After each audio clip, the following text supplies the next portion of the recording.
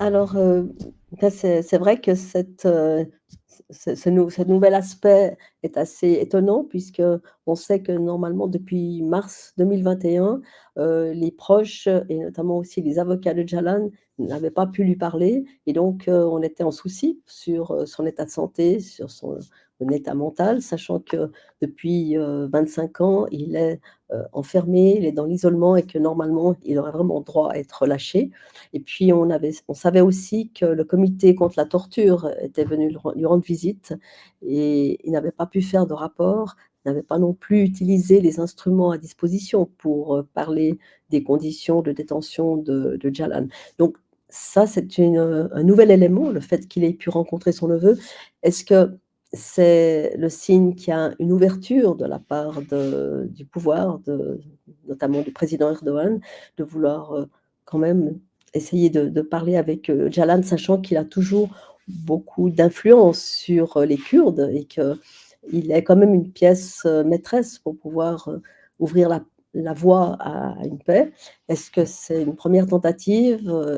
Voilà, est-ce que c'est en tant que proche que cette personne a pu le rencontrer ou bien c'était aussi en tant que représentant du parti, DEM?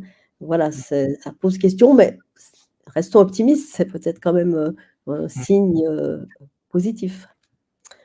Alors, bah, je pense qu'il essaie quand même, de pouvoir, trouver une voie pour pouvoir, ouvrir des négociations de paix.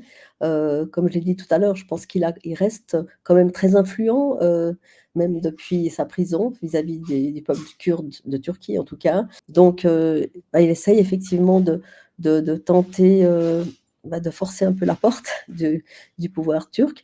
Peut-être que c'est aussi la situation, actuellement dans le monde qui est très instable et peut-être que la Turquie en a assez il y a quand même le conflit israélo-palestinien qui est Mmh. qui est grave, qui peut aussi être une source d'instabilité, pour la Turquie et que ce conflit finalement, qu'il y a eu, conflit armé par moment, c'est simplement, évidemment quand même des incursions des militaires turcs, pour, intimider la population kurde. Peut-être que ça, c'est quand même une guerre qui commence à pourrir et peut-être qu'il y a quand même des ouvertures. Maintenant, est-ce qu'Erdogan peut bénéficier de conseils un peu plus avertis? Est-ce Mmh. que voilà, c'est un peu difficile d'interpréter ça de manière il faudra voir quand même s'il y a une suite, et à ces premières entrevues et s'il y a vraiment quelque chose de positif qui peut en sortir. Mais en fait, tout est bon pour essayer de sortir de ce conflit qui a que trop duré, qui a fait et qui évidemment ne bénéficie ni au peuple kurde, ni au peuple turc. Alors ça montre aussi la force de la mobilisation, des Kurdes, hein, qui n'a Mmh. pas faibli quand même, hein, malgré la Mmh. répression.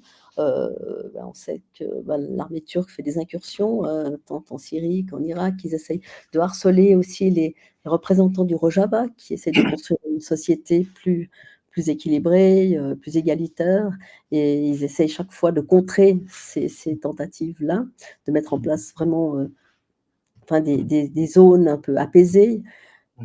Alors, ça montre effectivement que malgré tout cela, malgré toute cette oppression, le peuple kurde ne désarme pas.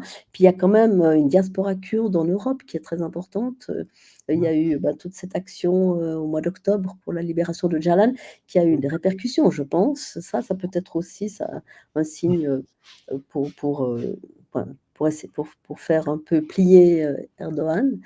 Ouais, je pense que, c'est le bon moment pour continuer, une campagne, pour, demander la libération d'Abdel Öcalan, dire qu'effectivement rappeler qu'il fait partie de la solution, pour le peuple kurde et que ça serait important que vraiment les forces progressistes se mobilisent, en sa faveur et c'est Ouais. aussi se mobiliser en faveur, d'une autonomie, pour le peuple kurde.